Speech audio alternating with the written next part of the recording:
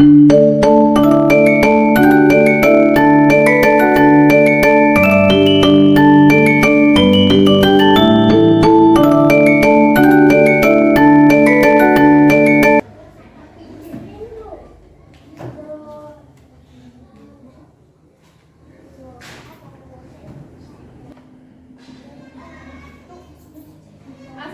warahmatullahi wabarakatuh.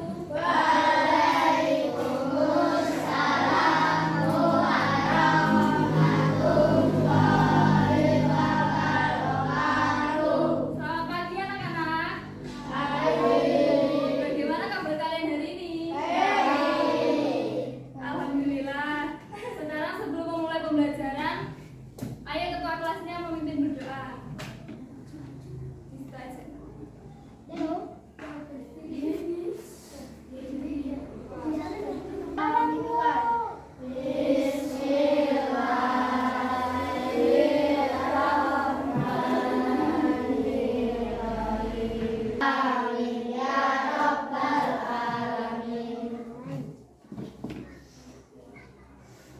Sekarang ibu akan mengecek kehadiran kalian. Siapa yang hari ini tidak hadir? Dilihat kanan kirinya. Ada yang hadir? Tidak ada.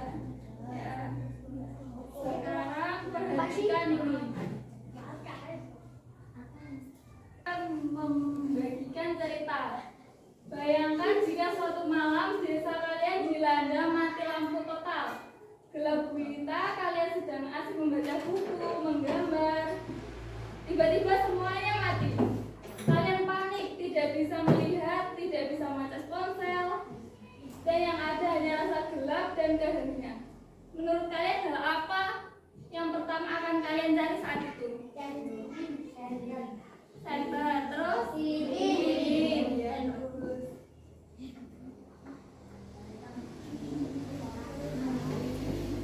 Berarti senter itu perubahan apa? Energi. Baterai apa listrik? Baterai menjadi cahaya. Transformasinya begini, perubahan energi yang terjadi pada senter yang menyala adalah perubahan energi kimia menjadi energi listrik. Kemudian energi listrik dirubah menjadi energi cahaya dan panas. Baterai menyimpan energi kimia yang kemudian dirubah menjadi energi listrik. Saat saklar dihidupkan, energi listrik mengalir ke bohlam senter, di mana energi tersebut dirubah menjadi cahaya yang terlihat dan sebagian kecil menjadi energi panas. Anak, ibu akan menyampaikan tujuan pembelajaran kita hari ini. Yang pertama, kalian akan mengenal berbagai bentuk energi dan mengidentifikasi perubahan bentuknya dalam kehidupan sehari-hari. Yang kedua, nanti kalian akan memahami pentingnya pemanfaatan energi secara efisien dan bertanggung jawab. Dan yang terakhir, kalian dapat mengaitkan pemahaman energi ini dengan karya seni sederhana. Bagaimana cara mencapai tujuan pembelajaran ini? Nanti kalian akan mengamati gambar, mengidentifikasi masalah, mengumpulkan data dari buku itu, buku IPAS sudah dibahas semua. Kemudian data di lingkungan sekitar dan membuat karya seni nanti. Materi ibu akan mengaitkan pembelajaran dengan sebelumnya. Ada yang masih ingat materi perubahan wujud benda? Benda padat, benda cair, benda gas. Ada yang masih ingat? Gak ingat. Contohnya air menjadi es sehingga membutuhkan energi apa? Air menjadi es, energi. Kalau pendidihkan air memerlukan energi apa? Ya. Perubahan energi dapat mempengaruhi perubahan wujud benda seperti padat, cair ataupun gas. Dari tadi kita sudah membahas energi. Apa itu energi? Ada yang tahu? Ini kita baca semuanya keras. Energi adalah kemampuan untuk melakukan usaha.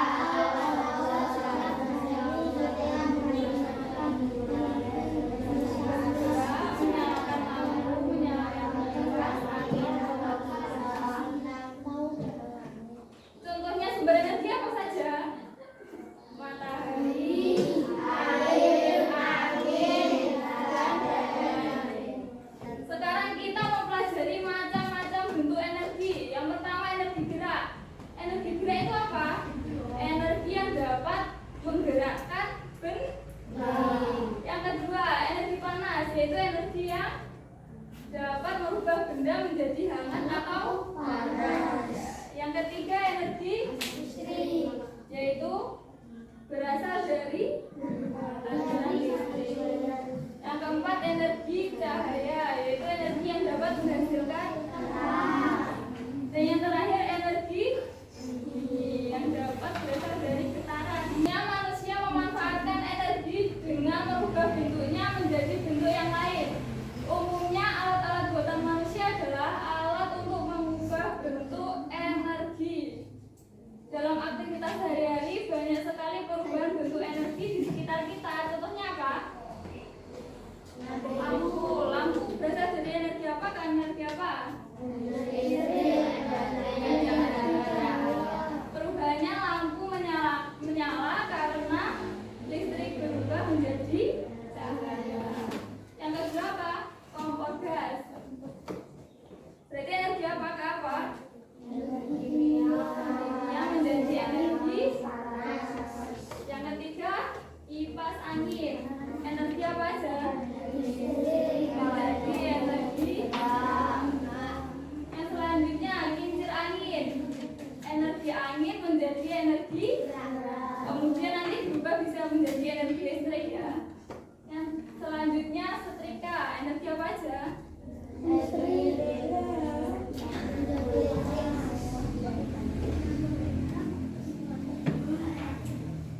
Jadi ini adalah contoh-contoh alat yang dapat merubah energi satu ke energi yang lain, sehingga dapat disimpulkan energi itu dapat berubah bentuk. Bu, kenapa energi bisa berubah bentuk? Ada yang tahu? Ini dibaca yang keras. Energi dapat berubah bentuk karena hukum energi yang menyatakan bahwa energi tidak dapat diciptakan atau dimusnahkan, melainkan hanya berubah bentuk dari satu bentuk ke bentuk yang lain. Perubahan ini terjadi untuk memenuhi kebutuhan manusia dan kehidupan sehari-hari, seperti saat energi listrik berubah menjadi energi gerak pada kipas, energi angin atau energi kimia pada makanan berubah menjadi energi gerak dalam tubuh. Nah, mengapa kita perlu menghemat energi? Yang pertama apa? Agar tidak cepat habis. Yang kedua, lingkungan tetap terjaga. Yang ketiga, yang keempat, kemudian contoh kebiasaan hemat energi apa saja? Mematikan lampu saat siang hari, mematikan kipas jika tidak dimakan, Menggunakan air seperlunya, kemudian membuka jendela agar terang. Oke anak-anak, sekarang kita akan mengumpulkan data ya, data di sekitar kita. Ibu akan membagikan lembar kerja soal.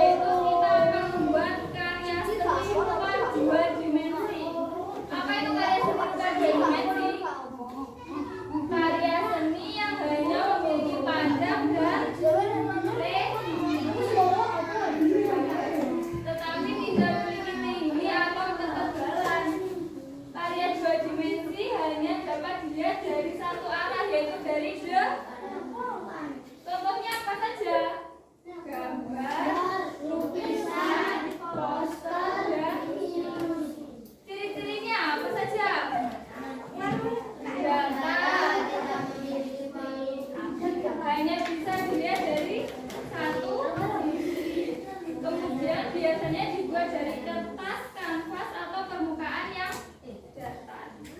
Karya seni merpati 3 dimensi, pengertiannya apa? Karya seni yang memiliki panjang, lebar, dan sehingga memiliki volume yang bisa dipegang. Karya 3 dimensi bisa dilihat dari berbagai arah seperti depan, samping, dan belakang. Contohnya apa saja? Patung, miniatur, kincir angin, boneka kayu, atau tanah liat. Ciri-cirinya 3 dimensi apa? Memiliki volume. Yang kedua, dapat dilihat dari berbagai sisi, dapat dipegang, kemudian bentuknya nyata dan berdiri. Apa perbedaan karya 2 dimensi dan 3 dimensi? Dari arah pandangan, 2 dimensi dapat dilihat dari satu arah. Yang 3 dimensi dapat dilihat dari banyak arah. Kemudian ruang atau volumenya, 2 dimensi tidak memilikinya, tapi 3 dimensi memiliki. Kemudian dari bentuknya, 2 dimensi datar, yang 3 dimensi Contohnya apa? Gambar dan poster pada 2 dimensi. Pada 3 dimensi, patung dan miniatur. Kemudian ada unsur-unsur seni rupa, yaitu yang pertama garis. Garis itu ada apa aja? Garis lurus, lengkung, kalau bentuk lingkaran, persegi, dan kalau warna primer, sekunder, tersier. Tekstur halus, kasar. Yang kelima bidang, yaitu area data